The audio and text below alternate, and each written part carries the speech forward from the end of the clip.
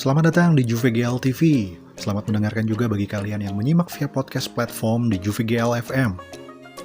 Kali ini kita akan ngebahas soal Passaporto Poli, sebuah skandal pemalsuan paspor terbesar yang pernah terjadi di Liga Italia, atau bahkan di dunia.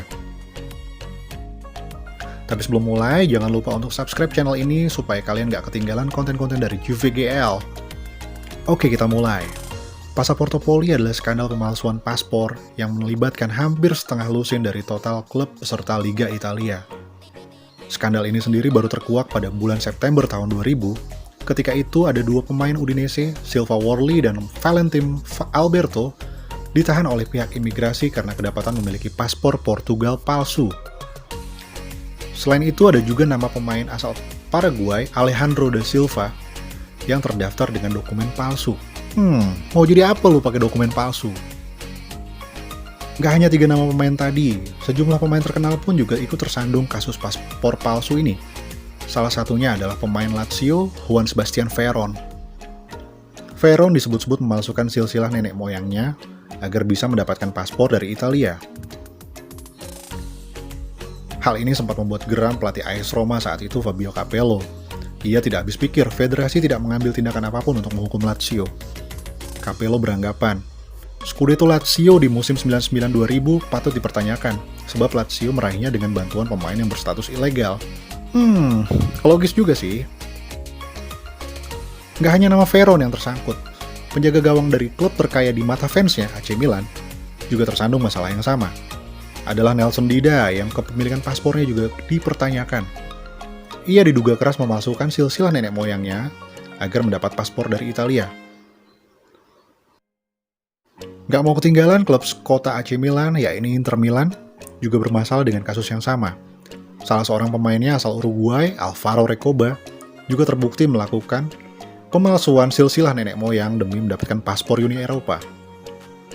Inter yang saat itu sudah dipenuhi pemain dari non-Uni Eropa, mengakali status keluarga negaraan Recoba supaya dapat bergabung membela Inter Milan.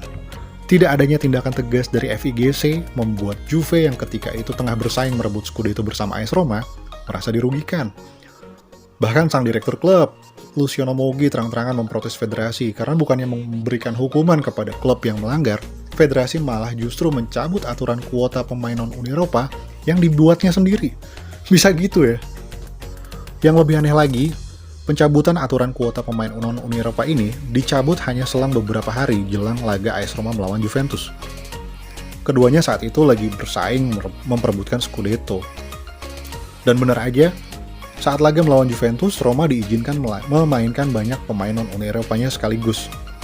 Ada Hideto Nakata, Marcos Assunção, Walter Samuel, Marcos Cafu, bahkan Gabriel Omar Batistuta dipasang saat laga itu. Hasilnya, Roma mampu menahan imbang Juve 2-2. Lalu Capello, suaranya hilang, bak ditelan bumi, apalagi setelah anak asuhnya Gustavo Bartel dan Fabio Junior juga tersandung dalam skandal yang sama. Di musim itu AS Roma berhasil meraih Scudetto, sementara Juve harus puas di posisi kedua. Skandal Passaporto ini sendiri menguap begitu aja. Beberapa pemain dan direksi klub yang terlibat memang telah dijatuhi hukuman. Ada sekitar 15 pemain dari 6 klub yang dijatuhi hukuman larangan bermain. Namun kepada pihak klub yang diuntungkan, hukuman itu nggak menyentuh sama sekali.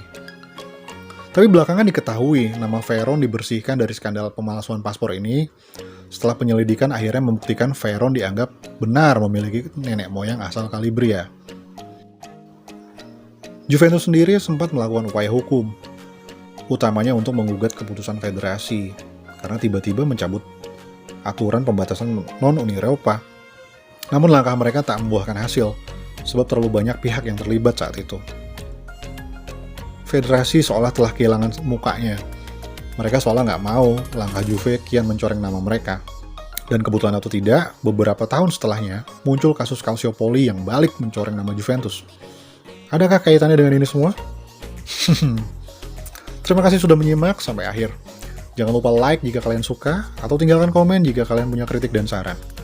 Jaga kesehatan, tetaplah hidup, karena Juve masih belum juara Liga Champions. Dadah!